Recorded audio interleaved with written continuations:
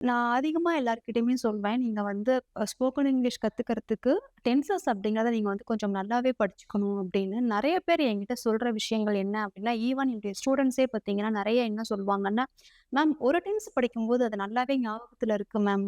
ஓரளவு நாங்க ரெடி ஆயிடுறோம். அடுத்த டென்ஸ் படிக்கும்போது கொஞ்சம் கன்ஃப்யூஸ் ஆயிடுது.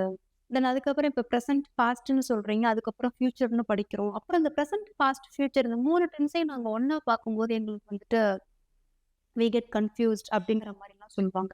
அதுக்கு நான் வந்து ஒரு நல்ல ஒரு டிப் ஒண்ணு குடுக்குறேன். இல்ல அது ஆப்வியஸ்லி அது கரெக்ட் தான். It's applicable to me also. யாரா இருந்தாலுமே ஸ்டார்ட்டிங்ல அப்படி இருக்க தான் செய்யும்.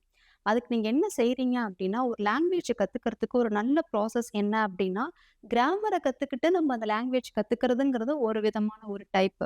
தென் அதுக்கப்புறமா அந்த லாங்குவேஜ்லேருந்து கிராமர கத்துக்கிறது அப்படிங்கிறது இன்னொரு விதமான ஒரு type. Each and every one is unique இல்லையா?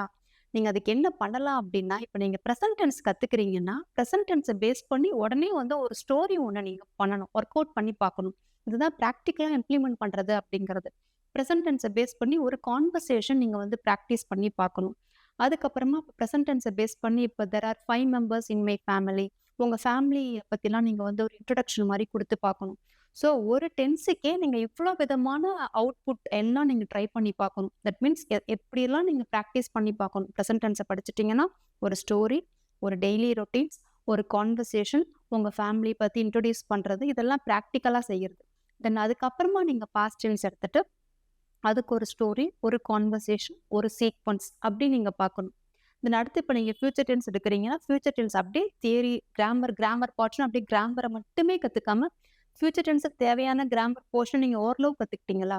அதுக்கப்புறமா அதுக்கு வந்து அத பேஸ் பண்ணி ஒரு ஸ்டோரி ஒண்ணு பிராக்டிஸ் பண்ணி பாருங்க.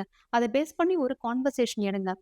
இந்த கிராமர் பார்ட் எல்லாம் அந்த ஸ்டோரியில, கான்வர்சேஷன்ல எப்படியெல்லாம் இம்ப்ளிமெண்ட் பண்ணியிருக்காங்கங்கிற மாரி பாருங்க. அதே மாரி நீங்க பண்ணீங்கன்னா, உங்களுக்கு டென்சஸ் வந்து மறக்கவே மறக்காது. வெல் வெர்ஸ்டா உங்களுக்கு அது பிராக்டிஸ் ஆகும்.